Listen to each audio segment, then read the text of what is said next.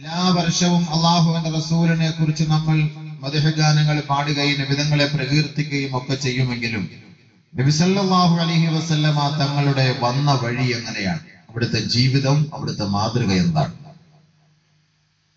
അവിടുന്ന് വന്നപ്പോൾ ഉണ്ടായ സംഭവങ്ങൾ എന്തൊക്കെയാണ്, നബി സല്ലല്ലാഹു അലൈഹി വസല്ലമ തങ്ങളെ അവിടുത്തെ കൊച്ചാപ്പ മൂത്താപ്പമാർ സ്നേഹിച്ചത് എങ്ങനെയാണ്, നബി സല്ലല്ലാഹു അലൈഹി വസല്ലമ തങ്ങൾക്ക് അവിടുത്തെ സ്വഹാബാക്കൾ നൽകിയ സ്ഥാനം എന്തായിരുന്നു, അള്ളാഹുവിന്റെ റസൂലിനെ കുറിച്ച് മാത്രം കേട്ട് പരിചയമുള്ള നമുക്ക് ബഹുമാനപ്പെട്ട പണ്ഡിതന്മാർ, ഉലമാക്കൾ, ഫുഖഹാക്കൾ, മുഹദ്ദിസീങ്ങൾ, മുഫസ്സിരീങ്ങൾ അള്ളാഹുവിന്റെ റസൂൽ സല്ലല്ലാഹു അലൈഹി വസല്ലമ തങ്ങളുടെ വരവുമായി ബന്ധപ്പെട്ട് നമുക്ക് പഠിപ്പിച്ചു തന്ന ചരിത്ര രേഖകൾ നമ്മൾ പഠിച്ചാൽ അള്ളാഹുവിന്റെ റസൂൽ നമുക്ക് ഇപ്പോൾ നൽകുന്ന ആദരവിനേക്കാൾ ഒരുപക്ഷെ കൂടുതൽ നമുക്ക് നബിതങ്ങളെ ആദരിക്കാൻ നമുക്ക് കഴിയും. നബി സല്ലല്ലാഹു അലൈഹി വസല്ലമ തങ്ങളെ കുറിച്ച് അറിയണം, പഠിക്കണം, ചിന്തിക്കണം, മനസ്സിലാക്കണം. അവിടുത്തെ ജീവിതവും നമ്മുടെ ജീവിതവുമായുള്ള ബന്ധമുണ്ടാക്കിയെടുക്കണം. ഒരിക്കലും നബി സല്ലല്ലാഹു അലൈഹി വസല്ലമ തങ്ങളെ മാറ്റി നിർത്തിക്കൊണ്ടുള്ള ഒരു പ്രവർത്തനം നമുക്ക് ഒരിക്കലും ഭൂഷണമല്ല. അപ്പോൾ അതുകൊണ്ട് ബഹുമാനികളെ, ഈ വിനീതൻ ഇന്നു മുതൽ 5 ദിവസത്തെ പ്രഭാഷണം ഈ പരിസരങ്ങളിലുണ്ട്. ഇവിടെ 2 ദിവസം, ഇത് കഴിഞ്ഞ 2 ദിവസം ചെറുക്കള, പിന്നെ ഒരു ദിവസം നായന്മാർ മൂല. ഇവിടെയെല്ലാം ഞാൻ ആഗ്രഹിക്കുന്നത് നബി സല്ലല്ലാഹു അലൈഹി വസല്ലമ തങ്ങളെ കുറിച്ച് ഒന്ന് ചർച്ച ചെയ്യാനാണ്. അപ്പോ അൽഹംദുലില്ലാഹ് ഈ വിഷയങ്ങളുടെ തുടർച്ചയായിട്ട് നമുക്കതിങ്ങനെ ചർച്ച ചെയ്ത് പോകാൻ കഴിയും. ഒരു സ്ഥലം കഴിഞ്ഞാൽ അടുത്ത സ്ഥലത്ത് അതിന്റെ ബാക്കി തുടർച്ചയായിട്ട് പോകാൻ കഴിയും. അൽഹംദുലില്ലാഹ് അതുകൊണ്ട് കേട്ട് മനസ്സിലാക്കി അത് ജീവിതത്തിൽ പ്രാവർത്തികമാക്കാൻ ആദ്യമായി ഞാൻ എന്നോടും പിന്നീട് നിങ്ങളോട് ഞാൻ വസിയത്ത് ചെയ്യുകയാണ്. അല്ലാഹു റബ്ബുൽ ഇസ്സത്ത് തൗഫീഖ് നൽകി അനുഗ്രഹിക്കുമാറാകട്ടെ. ബഹുമാനമുള്ള സഹോദരങ്ങളെ, ബഹുമാനപ്പെട്ട നബിഗിന റസൂലുള്ളാഹി സ്വല്ലല്ലാഹു അലൈഹി വസല്ലമ തങ്ങൾ വരാനുള്ള കാരണം, ഞാൻ കഴിഞ്ഞ വർഷം ഇതേ സദസ്സിൽ കിസ്വ എന്ന പേര് കണ്ടപ്പോൾ ബഹുമാനപ്പെട്ട ഇബ്രാഹിം നബി അലൈഹിസ്സലാത്തു വസ്സലാമിന്റെ പ്രാർത്ഥന എന്ന വിഷയമായിരുന്നു ഈ പേര് കണ്ടുകൊണ്ട് തുടങ്ങിയതാണ്. ഇബ്രാഹിം നബി അലൈഹിസ്സലാത്തു വസ്സലാം പരിശുദ്ധമായ കഅബയിൽ ചെയ്ത ദുആ, അതിന്റെ യാഥാർത്ഥ്യങ്ങൾ, അതിനെക്കുറിച്ച് ഞാൻ കഴിഞ്ഞ വർഷം ചർച്ച ചെയ്തു. 5 പരമപ്രധാനമായ ദുആ ഇബ്രാഹിം നബി അലൈഹിസ്സലാത്തു വസ്സലാം കഅബയുടെ പൂമുഖത്ത് വെച്ച് നിറവേറ്റിയെങ്കിൽ അതിൽ ഒരു ദുആ പരമപ്രധാനമായ ദുആയായിരുന്നു. അത് നാമുമായി ബന്ധപ്പെട്ടതാണ്, നമ്മുടെ നബിയുമായി ബന്ധപ്പെട്ടതാണ്. وَإِذْ يَرْفَعُ إِبْرَاهِيمُ الْقَوَاعِدَ مِنَ الْبَيْتِ وَإِسْمَاعِيلُ رَبَّنَا تَقَبَّلْ مِنَّا إِنَّكَ أَنْتَ السَّمِيعُ الْعَلِيمُ رَبَّنَا وَاجْعَلْنَا مُسْلِمَيْنِ لَكَ وَمِنْ ذُرِّيَّتِنَا أُمَّةً مُسْلِمَةً لَكَ وَأَرِنَا مَنَاسِكَنَا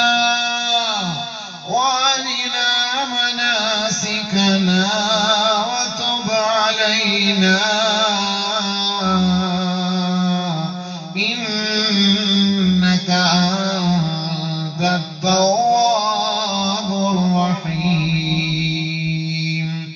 رَبَّنَا وَابْعَثْ فِيهِمْ رَسُولًا مِّنْهُمْ يَتْلُو عَلَيْهِمْ آيَاتِكَ وَيُعَلِّمُهُمُ الْكِتَابَ وَالْحِكْمَةَ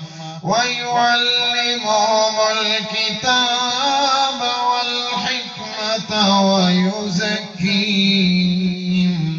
إِنَّكَ أَنْتَ الْعَزِيزُ الْحَكِيمُ.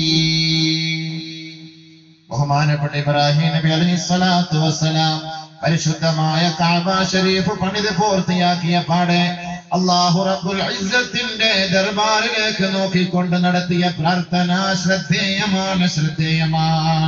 അല്ലാഹുവിന്റെ പ്രവാചകൻ ചെയ്ത ദുആയിൽ പരമപ്രധാനമായ ദുആ, റബ്ബനാ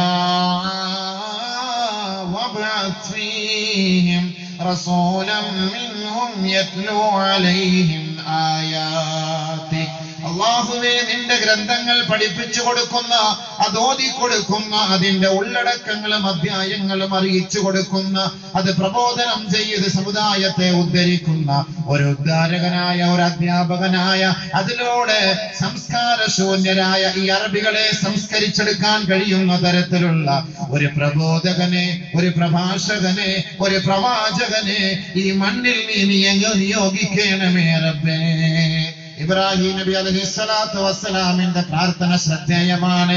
കഅബയുടെ മടിത്തട്ടിൽ നിന്നുകൊണ്ട് ആ മക്കയുടെ സ്പന്ദനം അറിയാൻ കഴിവുള്ള ഒരു പ്രവാചകന് വേണ്ടി 5000 വർഷങ്ങൾക്ക് മുമ്പ് മഹാനായ ഇബ്രാഹിം നബി ചെയ്ത ദുആയുടെ ഫലമാ. ബഹുമാനപ്പെട്ട ഖാലിദ് ഇബ്നു മഅദാൻ റളിയല്ലാഹു തആല റിപ്പോർട്ട് ചെയ്യുന്ന ഹദീസിൽ കാണാം, അന്ന അസ്ഹാബ റസൂലില്ലാഹി സ്വല്ലല്ലാഹു അലൈഹി വസല്ലം, അല്ലാഹുവിന്റെ റസൂലിന്റെ സ്വഹാബാക്കൾ ഖാലൂ ലഹു, നബി തങ്ങളോട് ചോദിക്കുകയാ, അഖ്ബിർനീ അൻ നഫ്സിക യാ റസൂലല്ലാഹ്, അല്ലാഹുവിന്റെ റസൂലേ അങ്ങയെ കുറിച്ച് ഞങ്ങൾക്കൊന്ന് അറിയിച്ചു തരുമോ? അവിടുത്തെ വ്യക്തിത്വത്തെ ഞങ്ങൾക്കൊന്ന് പരിചയപ്പെടുത്തി തരുമോ? ഹബീബായ റസൂലുള്ളാഹി സ്വല്ലല്ലാഹു അലൈഹി വസല്ലമ തങ്ങൾ സഹാബാക്കൾക്ക് നൽകിയ മറുപടിയാണ്, നഅം അന ദഅവതു അബീ ഇബ്രാഹിം, അതേ ഞാൻ ഇബ്രാഹിം നബിയുടെ ദുആയാണ്. 5000 വർഷങ്ങൾക്ക് മുമ്പ് കഅബയുടെ പൂമുഖത്ത് വെച്ച് ചെയ്ത ഇബ്രാഹിം നബി അലൈഹിസ്സലാത്തു വസ്സലാമിന്റെ പ്രാർത്ഥനയാണ് ഈ വിനീതൻ നിങ്ങളുടെ മുന്നിൽ ഓതി കേൾപ്പിച്ചത്. ഇതേ ആശയമാണ് ഇബ്രാഹിം നബി അലൈഹിസ്സലാത്തു വസ്സലാം കഅബയിൽ വെച്ച് റബ്ബിനോട് പ്രാർത്ഥിച്ചത്. റബ്ബനാ വബ്അസ് ഫീഹിം റസൂലൻ മിൻഹും യത്ലൂ അലൈഹിം ആയാതിക വയുഅല്ലിമുഹുൽ കിതാബ വൽ ഹിക്മത വയുസക്കീഹിം ഇന്നക അൻതൽ അസീസുൽ ഹകീം. ഇന്ന് മദ്രസകൾ എന്തിനാണ്? ഇന്ന് ദർസുകൾ എന്തിനാണ്? അറബി കോളേജുകൾ എന്തിനാണ്? പള്ളി ദർസുകൾ എന്തിനാണ്? ഇന്ന് നമ്മുടെ കുഞ്ഞുമക്കൾ മദ്രസകളിൽ പഠിക്കാൻ പോകുന്നതിന്റെ ലക്ഷ്യമെന്താ? ബഹുമാനപ്പെട്ട ഇബ്രാഹിം നബി അലൈഹിസ്സലാത്തു വസ്സലാം 5000 വർഷങ്ങൾക്ക് മുമ്പ് കഅബയുടെ പൂമുഖത്ത് വെച്ച് ചെയ്ത ദുആയും 21ാം നൂറ്റാണ്ടിലെ മദ്രസയുമായി ബന്ധമുണ്ട് എന്നതിന്റെ തെളിവാ. അല്ലാഹുവേ, പടച്ചവനെ, നിന്റെ ഗ്രന്ഥം ഓതി കൊടുക്കുവാനും അത് പഠിപ്പിച്ചു കൊടുക്കുവാനും അതിന്റെ ഉള്ളടക്കങ്ങൾ മനസ്സിലാക്കുവാനും അതിന്റെ നിജസ്ഥിതി അറിയിച്ചു കൊടുക്കുവാനും കഴിവുള്ള ഒരു ഗുരുനാഥനെ, ഒരു അധ്യാപകനെ ഈ മണ്ണിലേക്ക് നിയോഗിക്കണമേ അല്ലാഹ്. സംസ്കാരശൂന്യരായ ജനതയായിരുന്നു. സ്വന്തം ബീജത്തിൽ ജനിച്ച മക്കൾ അത് പെണ്ണായി പോയതിന്റെ പേരിൽ പരസ്യമായി ലജ്ജ കൊണ്ട് കുഴിച്ചു മൂടിയിരുന്ന കാടൻ നിയമത്തെ പരിശുദ്ധ ഖുർആനിന്റെ വചസ്സുകളിലൂടെ എന്നേക്കുമായി കാലത്തിന്റെ ചവിട്ടുകൊട്ടയിലേക്ക് വലിച്ചെറിഞ്ഞ മുഹമ്മദ് മുസ്തഫ. മക്കയുടെ മടിത്തട്ടിലൂടെ ഒരു ഗർഭിണി പെണ്ണ് നടന്നു പോയാൽ അവളുടെ ഉദരത്തിലേക്ക് നോക്കിക്കൊണ്ട് കാട്ടറബികൾ പരസ്പരം കൊഞ്ഞളിച്ചുകൊണ്ട് അവരോട് പറയും, ഒരു മാത്സര്യ ബുദ്ധിയോടുകൂടി ചർച്ച ചെയ്യും, ആ പെണ്ണിന്റെ ഉദരത്തിലുള്ളത് ആൺകുട്ടിയാണോ അതോ പെൺകുട്ടിയാണോ? പരസ്പരം ചർച്ച ചെയ്തുകൊണ്ട് കളി തമാശകളിലൂടെ ഒരു കൂട്ടര് പറയും ആ പെണ്ണിന്റെ ഉള്ളിലുള്ളത് ആണാണ്, മറ്റൊരു കൂട്ടര് പറയും അത് പെണ്ണാണ്. എന്നാൽ നമുക്കതിന്റെ നിജസ്ഥിതി മനസ്സിലാക്കാം എന്ന് പറഞ്ഞ് ഒരു കത്തിയെടുത്തു കൊണ്ടുപോയി ജീവനോടെ നടന്നു വരുന്ന പെൺകുട്ടിയുടെ വയറ് കീറിയിട്ട് ആണോ പെണ്ണോ എന്ന് മനസ്സിലാക്കിയിരുന്ന കാടൻ നിയമത്തെ എന്നേക്കുമായി പുറങ്കാലുകൊണ്ട് ചവിട്ടിത്തെറിപ്പിച്ചു മുത്തു മുഹമ്മദ് മുസ്തഫ. അല്ലാഹുവിന്റെ റസൂൽ വരുന്നതിന് മുമ്പ് ഭാര്യയുടെ സ്ഥാനം എന്തായിരുന്നു? ഉമ്മാന്റെ സ്ഥാനം എന്തായിരുന്നു? ഉപ്പാന്റെ സ്ഥാനം എന്തായിരുന്നു? ആങ്ങളെയും പെങ്ങളും തമ്മിൽ തിരിച്ചറിയാൻ പറ്റാത്ത കാലഘട്ടമായിരുന്നു. ലൈംഗിക ആവശ്യത്തിന് വേണ്ടി, ലൈംഗിക വീഴ്ചയ്ക്ക് വേണ്ടി സ്വന്തം ഉമ്മയെ പോലും സ്വന്തം പെങ്ങളെ പോലും ഉപയോഗിച്ചിരുന്ന കാടൻ നിയമത്തെ പരിശുദ്ധ ഖുർആനിന്റെ വചസ്സുകളിലൂടെ നിർമാർജനം ചെയ്ത മുത്തൊളി മുഹമ്മദ് മുസ്തഫ. സല്ലല്ലാഹു അലൈഹി വസല്ലമ തങ്ങൾ ഈ ഖുർആനിന്റെ അധ്യായം ലോകത്ത് പഠിപ്പിച്ചതിലൂടെയാണ് അത് സാക്ഷാത്കരിക്കപ്പെട്ടതെങ്കിൽ അതിനെല്ലാം ഒരു ഉദാഹരണം മഹാനായ ഖലീലുല്ലാഹി ഇബ്രാഹിം അലൈഹിസ്സലാത്തു വസ്സലാം ആണെന്ന് അല്ലാഹുവിന്റെ റസൂൽ പറഞ്ഞുവെങ്കിൽ ആ ഖുർആനിലൂടെ അല്ലാഹു ലോകത്ത് അറിയിച്ചത് എന്താണ്? വയുസക്കീഹിം വയുഅല്ലിമുഹുൽ കിതാബ വൽ ഹിക്മ. സംസ്കാരമില്ലാത്ത സമുദായത്തിന് സംസ്കാരം പഠിപ്പിച്ചു കൊടുക്കുന്ന ഗ്രന്ഥമാണ് ഖുർആൻ. സംസ്കാര ശൂന്യരായ അറബികളെ സംസ്കാരത്തിന്റെ മടിത്തട്ടിലേക്ക് നയിച്ച ഗ്രന്ഥമാണ് ഖുർആൻ. വിദ്യയില്ലാതെ, വിദ്യാഭ്യാസമില്ലാതെ, വിവരമില്ലാതെ കഴിഞ്ഞുകൂടിയിരുന്ന കാട്ടറബികളെ വിജ്ഞാനത്തിന്റെ നഗരിയിലേക്ക് ക്ഷണിച്ച പരിശുദ്ധമായ ഖുർആൻ. ആ ഖുർആനിന്റെ വാക്കുകളെ ലോകത്ത് പഠിപ്പിക്കാൻ കഴിവുള്ള ഒരു അധ്യാപകനെ ഈ മക്കയുടെ മണ്ണിൽ നീ തെരഞ്ഞെടുക്ക് പടച്ചവനെ എന്ന് ബഹുമാനപ്പെട്ട ഇബ്രാഹിം നബി അലൈഹിസ്സലാത്തു വസ്സലാം ദുആ ചെയ്തെങ്കിൽ ആ ദുആയുടെ ബർക്കത്താണ് അന ദഅവതു അബീ ഇബ്രാഹിം. ഞാൻ ഇബ്രാഹിമിന്റെ ദുആയുടെ ഫലമാ, ഇബ്രാഹിമിന്റെ ദുആയുടെ ബർക്കത്താണെന്ന് മഹാനായ ശഫീഉനാ റസൂലുള്ളാഹി സല്ലല്ലാഹു അലൈഹി വസല്ലം. അതുകൊണ്ട് ഇന്നും നമുക്ക് ആ ഇബ്രാഹിം നബിയോട് ബന്ധമുണ്ട്. ഇന്നും നാം നമസ്കരിക്കുമ്പോൾ അത്തഹിയാത്തിൽ ആ ഇബ്രാഹിം നബിയെ സ്മരിക്കാറില്ലയോ? ആ സ്വലാത്തിന്റെ പേര് തന്നെ സ്വലാത്തെ ഇബ്രാഹിമി എന്ന. എത്രത്തോളം മഹത്വം എന്ന് വെച്ചാൽ അള്ളാന്റെ റസൂലിന്റെ ഹദ്റത്തിൽ ഒരു സഹാബി വന്നിട്ട് പറയുകയാ, യാ റസൂലല്ലാഹ്, അള്ളാന്റെ റസൂലേ, ഈ പുണ്യമായ സദസ്സിൽ നിന്ന് ഞാൻ ഈ മദീന പള്ളിയിൽ നിന്ന് വീട്ടിലേക്ക് പോകുമ്പോ എന്റെ ഭാര്യ സന്താനങ്ങളുമായി ഞാൻ ബന്ധപ്പെടുമ്പോ ഹബീബേ ഹബീബേ അവിടുത്തെ തിരുമുഖം ഞാൻ മറന്നു പോകുന്നു നബിയെ. അങ്ങയെ സ്നേഹിക്കാൻ കഴിയുന്നില്ല, അങ്ങേക്ക് വേണ്ടതുപോലെ ആദരവ് നൽകാൻ കഴിയുന്നില്ല.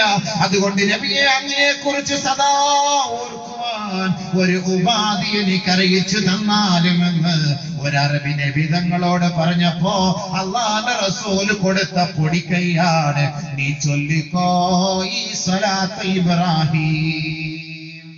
എന്നെ ഓർക്കാനും എന്നെ ഇഷ്ടപ്പെടാനും എന്റെ സ്നേഹം നിനക്ക് കൂടുതൽ കിട്ടാനും നിനക്ക് ഏറ്റവും എളുപ്പമുള്ള ഒരു കാര്യമാണ് ഈ ഇബ്രാഹിം ഈ സ്വലാത്ത് നീ ചൊല്ലിക്കോ.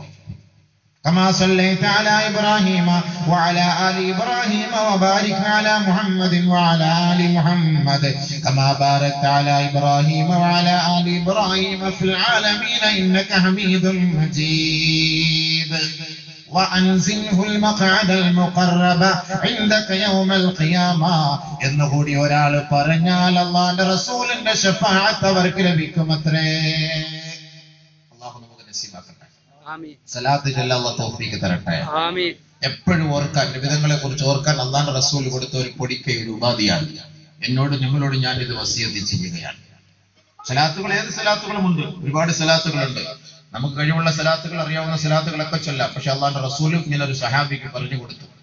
അപ്പൊ ഇത് ബന്ധം എവിടത്തേക്ക് പോകുന്നു? ഇബ്രാഹിം നബിയിലേക്ക് പോകുന്നു, അവിടുത്തെ ആലിലേക്കും അവിടുത്തെ കുടുംബത്തിലേക്കും, മുഹമ്മദ് മുസ്തഫ സല്ലല്ലാഹു അലൈഹി വസല്ലം തങ്ങളിലേക്കും അവിടുത്തെ കുടുംബത്തിലേക്കും പോയിക്കൊണ്ടിരിക്കുന്നു. എല്ലാവർക്കും കിട്ടിക്കൊണ്ടേയിരിക്കുന്നു. അതാണ് പരിശുദ്ധമായ നമസ്കാരം.